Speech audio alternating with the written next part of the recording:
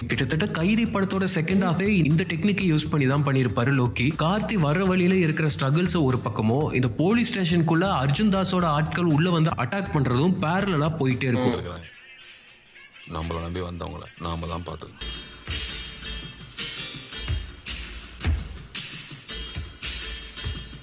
விக்ரம், தனி ஒருவன், ராட்சசன் நிறைய படங்கள்ல இந்த கிராஸ் கட்டிங் டெக்னிக்ஸை செமையா யூஸ் பண்ணியிருப்பாங்க. இந்த வீடியோல நம்ம பார்த்த இந்த 10 டெக்னிக்ஸ்ல நீங்க பார்த்த படங்கள் ஏதாவது ஞாபகத்துக்கு வந்துச்சுன்னா அதை கமெண்ட்ஸ்ல சொல்லுங்க. அடுத்து ஒரு இன்ட்ரெஸ்டிங்கான வீடியோல மீட் பண்ணலாம்.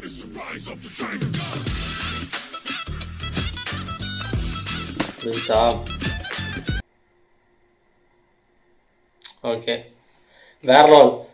இந்த மாதிரி இந்த சினிமா அந்த அதை பற்றி பார்க்கும்போது இந்த அனலைஸ் பண்ணி ஒரு டீகோட் பண்ணி ஒரு விஷயம் சொல்லும்போது தான் வேற லெவலாக இருக்குது. அந்த டெக்னிக்ஸ் பார்த்தீங்களா, 10 டெக்னிக்ஸு, அது ஒவ்வொருதும் அந்த நேமை பார்த்தீங்கன்னா அது ஃப்ரெஞ்சு நேம் மாதிரி இருக்குல்ல எல்லாமே. ஸ்டார்டிங்கில் சொல்கிறேன்றது பார்த்தீங்களா, வட சென்னை படம் இருக்குது பார்த்தீங்களா, அது அந்த படம் ரிலீஸ் ஆன டைமில் நிறைய பேர் டீகோட் பண்ணாங்க. அதில் ஒரு சேனல் நினைக்கிறேன், எந்த சேனல் சத்தியமாக ஞாபகம் இல்லை. ஓகே, அதில் சொல்லியிருப்பாரு பட்டர்ஃப்ளை எஃபெக்ட்னு ஒரு கான்செப்ட் இருக்குங்க. இப்போ நீங்கள் ஒரு சின்ன விஷயம் ஒன்று பண்ணிங்களாம் வச்சுக்கோங்களேன், அது பின்னாடி ஒரு பெரிய ஒரு இம்பேக்ட் க்ரியேட் பண்ணும் அப்படின்ற மாதிரி ஒரு கான்செப்ட் இருக்குது. நல்ல விதமாகவோ கெட்ட விஷயமாவோ. எக்ஸாம்பிளுக்கு என்ன சொல்லலாம்னா, ஒன்றும் இல்லை, உங்கள் வாழ்க்கையிலே எடுத்துக்கங்களேன். ஏதாச்சும் இப்போ நீங்கள் ஸ்டடீஸில் ஏதாச்சும் இப்போ காலேஜ் போகிறீங்க, இன்ஜினியரிங் போகிறீங்களா, இல்லை வேறு ஏதாச்சும் ஃபீல்டு போகிறீங்களா அப்படின்னா நீங்கள் ஏதோ ஒன்று சூஸ் பண்ண போகிறீங்க. ஓகே, ஒரு சுத்தமாக ஐடியாவே உங்களுக்கு இல்லை அப்படின்னா எது சூஸ் பண்ண போகிறீங்களோ அதுதான் உங்களுக்கு பெருசாக இம்பாக்ட் க்ரியேட் பண்ண போகுது. அதான் ஒரு லாங் டேர்முக்கு என்ன ஏதோ அப்படின்ற மாதிரி இருக்கும்ல. அது நல்ல விஷயமா இருக்கும், கெட்ட விஷயமா இருக்கும். ரெண்டில் ஏதாச்சும் ஒன்று சூஸ் பண்ணுறீங்க, ஒன்று சூஸ் பண்ணால் ஒன்று நடக்குது. அதுவே நீங்கள் அப்போ அந்த டைமில் ஓகே நல்லா இல்லை அப்படின்ற மாதிரி தோணுச்சா அதை சூஸ் பண்ணிடலாம் அப்படின்னு தோணுச்சா அது அப்படின்ற மாதிரி உங்களுக்கு தோணும்ல. அதான் ரெண்டில் ஏதாச்சும் ஒன்று சூஸ் பண்ணுவீங்க.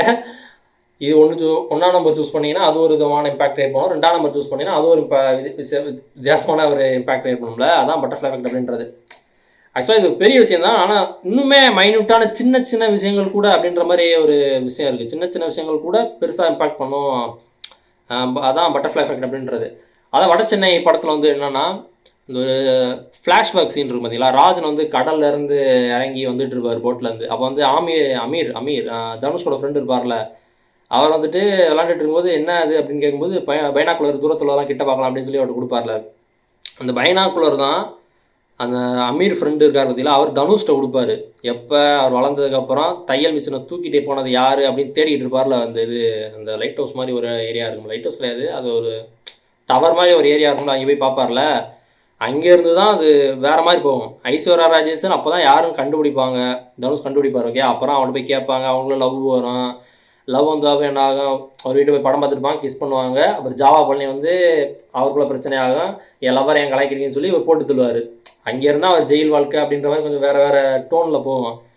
இப்போ யோசிச்சு பாருங்களேன், ராஜன் வந்து பைனாக்குலர் அமீர்கிட்ட கொடுக்கல, அமீர்கிட்டையும் பைனாக்குலர் இல்லை. அப்போ தனுஷ் வந்து எப்படி கண்டுபிடிச்சிருப்பார்? அவர் கண்டே பிடிச்சிருக்க மாட்டார் அப்படின்னு எடுத்துக்கலாமா? கண்டே பிடிச்சிருக்க மாட்டார். ஐஸ்வர்யா ராஜேஷ் யாருன்னே அவர் தெரிஞ்சிருக்காது இல்லையா, தெரிஞ்சிருக்காது. அப்போ படம் அவர் கேரம் போர்டு வீடு அப்படின்ற மாதிரி வேறு மாதிரி வாழ்க்கை போயிருக்கும் அவரோட வாழ்க்கையே. இதுதான் பட்டர்ஃப்ளை எஃபெக்ட் அப்படின்றது. இந்த கன்செப்ட் தான். ஸோ அப்போ சொல்லணும்னு யோசிச்சேன், இடையில டிஸ்டர்பன்ஸ் வந்துடும் அப்படின்னு சொல்லி சொல்ல மாட்டேன். சினிமா டிக்கெட் சேனல் வந்து நிறைய வேறலாம் பேசியிருக்காரு. இந்த ஒவ்வொரு டேர்ம்ஸுமே எனக்கு ரொம்ப புதுசு இல்லை, எனக்கு ஓரளவுக்கு தெரியும் இதெல்லாம். ஆனால் கேட்க நல்லா இருக்குல்ல, அவர் யூஸ் பண்ணுற அந்த டேர்ம் அந்த வேர்டு இருக்குது பார்த்தீங்களா, அந்த டெக்னிக்கல் வேர்டு, அதெல்லாம் கேட்க நல்லா இருக்குது. என்னது டியூஎஸ்எக்ஸ் மெஷினா, ரெட் ஹேரிங்கு, ஸ்டார்டிங் எதுவும் சொன்னார், அது என்ன வந்துச்சு, ஒரு பேர் இருக்குண்ணா, கிராஸ் கட்டிங்கு, ஃபோர்த் வால் பிரேக்கிங், அதுக்குமே ஒரு பேர் இருக்குது. நல்லாயிருக்கு. இனிமேல் சினிமா டிக்கெட் சேனல்லேருந்தும் இன்னும் நிறைய வீடியோஸ் பார்க்கலாம். ஓகே, இதே மாதிரி அடுத்த வீடியோ பார்க்குறேன். Bye guys.